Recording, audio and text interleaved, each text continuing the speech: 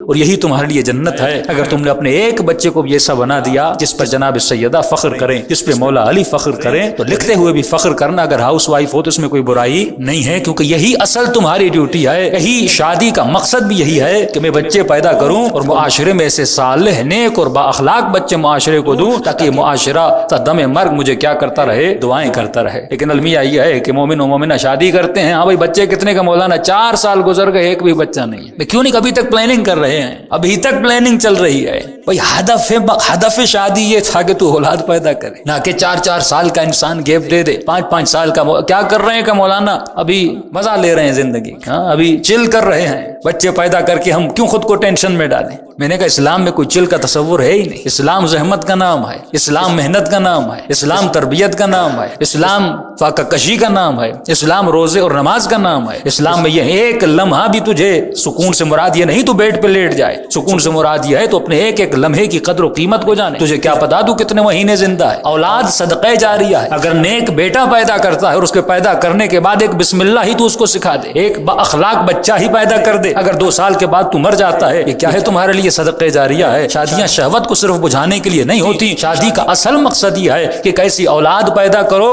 جو معاشرے میں بھلائی کو پیدا کرے۔